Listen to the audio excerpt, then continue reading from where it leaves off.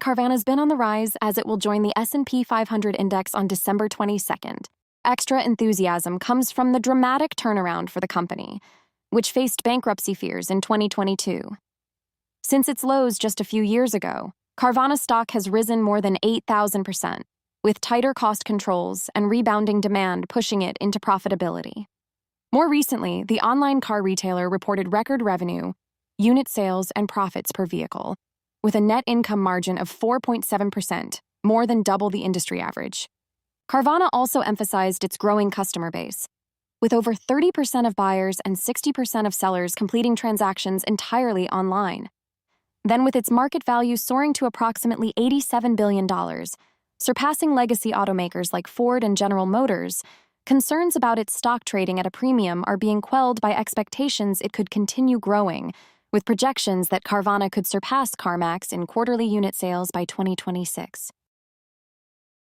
Meanwhile, in the electric vehicle ether, Workhorse announced that its shareholders approved the merger with Motive Electric Trucks during its 2025 annual meeting.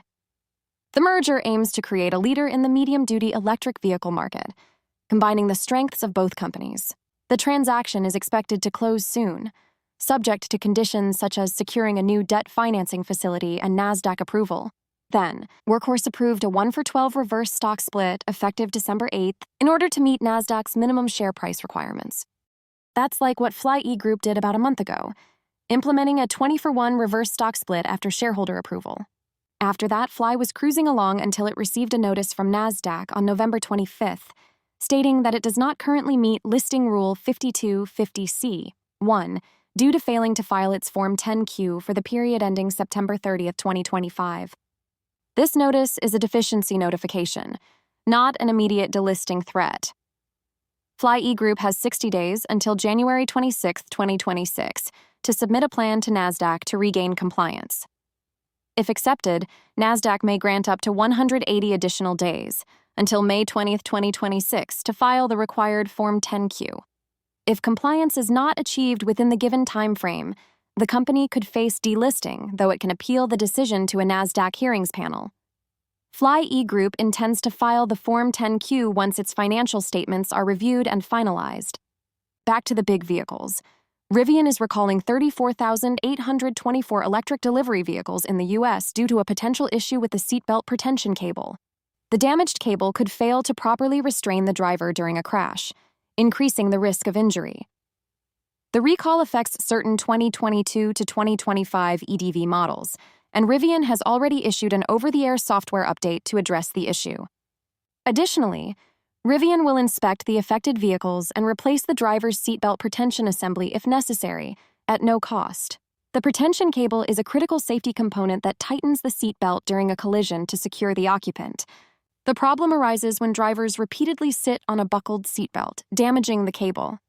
Rivian has not reported any incidents or injuries linked to this issue. The recall follows a preliminary investigation by the National Highway Traffic Safety Administration into complaints of frayed or broken cables in the delivery vans.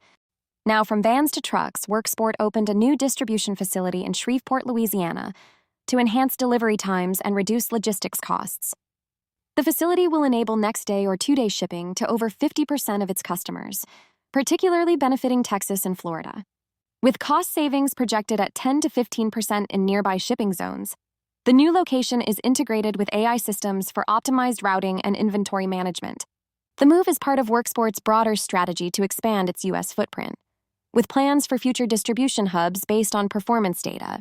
The company, known for its tonneau covers and clean energy systems, also reported strong sales growth, including a 61% year-over-year increase in net sales for Q3 2025. Despite challenges with net losses, Worksport had record sales on Black Friday, generating over $200,000. It also launched the COR portable battery and Solus solar-powered tonneau covers, which are already available for purchase, and opened a new Missouri facility for solar-integrated product assembly. Then, just one day before Carvana's S&P 500 inclusion, Faraday Future will have a pre-production vehicle ceremony scheduled for December 21st. Components for its FX Super One electric vehicle have arrived at its Hanford, California manufacturing facility. FF will receive over 3,000 parts per vehicle for the initial batch of FX Super One MPVs.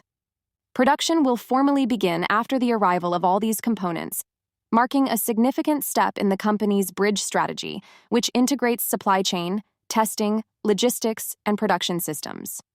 FF's board has conditionally approved a 5-year production plan targeting 400,000 to 500,000 units, contingent on securing financing and further support from partners. The success of this plan is seen as pivotal for scaling future FX models and expanding globally, particularly in the US market. Now, until December 21st and 22nd, remember, for more on stocks and crypto, follow Ascencore. Thanks for watching and have a nice day.